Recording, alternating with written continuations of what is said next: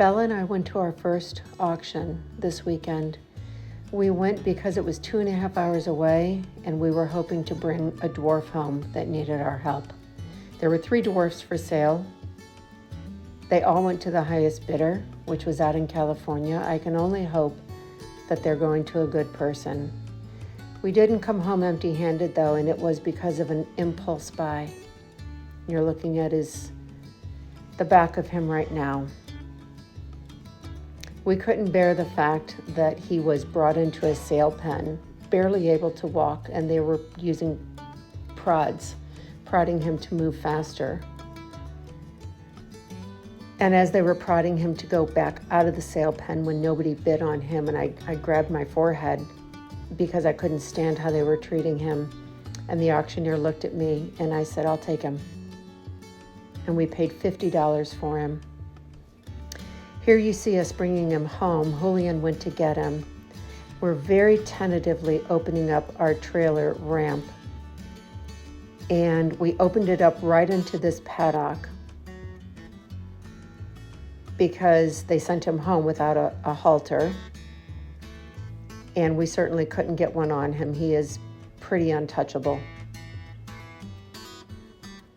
Right after we bought him, I really thought, oh my gosh, what have we done? He's a full-size donkey. We have miniature donkeys. But the biggest thing that I was worried about is the fact that he's a stallion. So I immediately felt like I was in over my head. But I will tell you that as soon as we got him out of the trailer, actually when I was peeking in on him before we unloaded him, I knew we made the right decision. He was meant to come to us. We were meant to go to that auction. And hopefully, and God willing, it's going to be the best decision. His hoofs are in terrible shape. You can see how he walks. It hurts him. No question how much it hurts him. We'll get the vet out here this week. Dr. Hoover will come and give him a checkup, hopefully draw some blood, see if he's carrying any infections. You can see this really great barn that we have on our property that we haven't even showed you guys, but we built this earlier this year, and this is where we've been keeping Poppy and Millie. I haven't even introduced it to you yet, but I will. So the fact that you see him now laying down and getting ready to roll was a really great thing to see. It meant he felt comfortable. It meant he felt safe. And it made me really happy. He won't let us come near him, so we certainly can't touch him. So having Dr. Hoover come out, we're going to have to spend, I don't know, probably an hour at least planning on before she gets out there to try to catch him and touch him, and hopefully we can handle him. It took 4 men to get him onto the trailer when he left the auction house.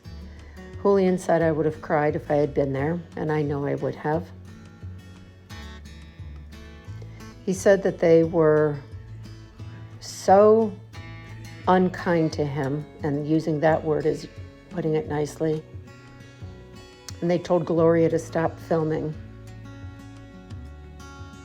as this big boy kept kicking them, and I'm sure they deserved it.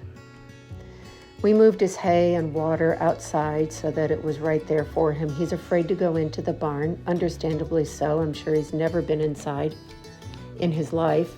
I don't know how old he is. I don't know a thing about him, not a single thing. So he's far away from all of our horses. These 2 feathers I found on my walk back. They mean peace and harmony. This blue jay feather that I found on my way back to the barn also has good meaning, and it means that there is a guardian angel watching over you. I don't know if that guardian angel is meaning it's watching over me or him, but either way, I'll take it. And we named this beautiful boy Eugene.